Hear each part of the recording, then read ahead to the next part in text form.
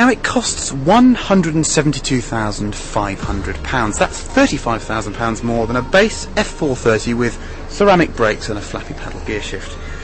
Is Ferrari, with the new 430 Scuderia, having a great big Italian laugh at us? Or has it created one of the finest road cars in its history? Now unfortunately I've got to go and do the responsible thing and drive it on the road, because as you'll see it's a road car with number plates. But the Scuderia is really a track car, so let's go and do the honourable thing and drive it on the road. Then we'll come back to Fiorano, here, the home of high performance, and we'll give it a good spank. For something that was optimised for the race circuit, the Scuderia shouldn't be as good as it is on the road. It's a bit of a freak show actually. It's comfortable, it's not too noisy, enjoyably noisy, and the transmission, that's the key to it, the transmission. Gone are the days when Ferrari F1 gearboxes felt like they were going to snap your neck. This is exceptional. It's not quite as smooth shifting as a DSG, but it's not far off. And these 60 millisecond shifts, think about that, 60 millisecond shifts that are actually as fast as the Formula 1 car that Ferrari were making 3 years ago, are just exceptional. It's like having a dog box. You just pull the lever and it engages almost instantaneously. It means the car is incredibly easy to drive. You just mooch along. To me, it feels no more compromised than an F430, the standard car. It's a bit pokier, it doesn't feel night and day faster, but you are aware of the fact there's less inertia and it's more immediate. Predictably, they've tuned the engine for a bit more power and torque, but rather than go for a big headline power figure increase, we're looking at 20 horsepower, nothing more than that, and actually only about 3 or 4 foot-pounds of torque. It's where the torque is produced that's interesting. This has got a much flatter torque curve. So from below 3,000 RPM, the Scuderia pulls much, much stronger than the F430. You wouldn't expect that, would you? You'd expect this to be more fraught, more frenetic, to be wanting to rev the whole way out. Of course, it does rev fantastically well. Anything beyond 6,000 RPM, and it's just zapped straight into the limiter. Incredibly exciting, although it's so fast in a straight line, you just can't use it on the open road the way you'd want to. Anyhow, we'll have the chance to do that at Fiorano.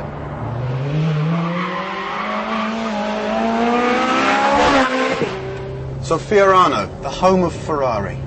What a circuit to have on the back doorstep of your factory. Ferrari 430 Scuderia.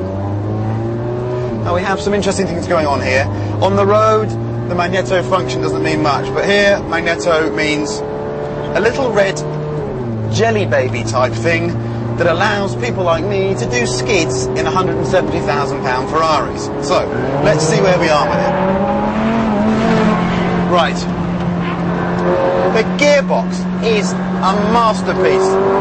We're talking about shifts that are nearly as quick as in a DSG box, probably as quick, but they give you that delicious little nudge in the back. Gone are the days when these Ferrari F1 gearboxes were really harsh and too extreme. 60 milliseconds, think about that for a second, 60 milliseconds, that's unbelievable.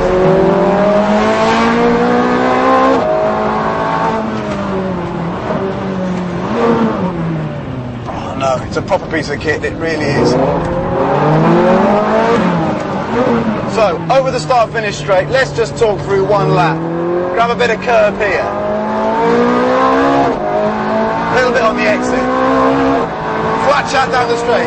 Fourth gear, 8,500 revs. Look at the shift lights on the steering wheel. Braking hard down into turn 1. Braking hard down into turn 1. Just a little bit of curb on the inside. Let it run out to the exit, I've been told. A hint of oversteer, but not too much. Stay left into the S's. Again, just nudge that curb, not too much. Nudge it. Nudge the curb on the left. Let the car run out. Get on the power early. Fourth gear. There we go. Brake in a straight line into this second gear right-hander. We're going back on ourselves now over this bridge on the circuit. Think of the people that have a bit of oversteer. Think of the people that have driven around here. Villeneuve, Schumacher, all of them. It's now Kimi's home. Wow. Anyhow, out onto the curbs again. Third gear, traction really good. Excellent braking, but you can almost get too much on the brakes. You take so much from them that eventually this road tyre does give way, but it's majestic. Bit of oversteer, showboating, slow but fun. the noise. Pitch the car in as late as possible. Just wants to oversteer but doesn't. Down the back straight, flat in fourth, staying right, 100-metre board and brake, third, second. Oh God, ABS cuts in. Please stop, it's worth 170 grand. Okay, some summary thoughts then. Is it worth £170,000, i.e. 50 grand more than your F430? I'd have to say yes, but only if you're really into the subject. If you're into the subject of going fast out of a car being technically very, very capable, it doesn't come much better than this. It feels light and agile.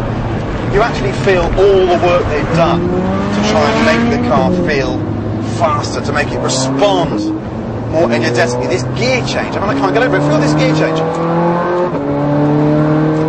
It's like a dog box. It's like driving a racing car. That's what it is, really. It's a racing car for the road, and yet on the road, it's comfortable, it's amenable, it's usable. It's a very, very, very clever car. They've done it again, you know. Every now and again, Ferrari do something extra, extra special.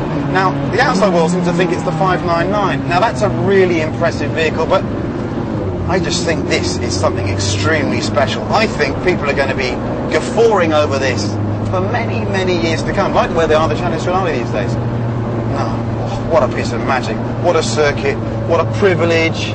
I think I might get told off now because I did one extra lap. But so what? One extra lap? Who cares?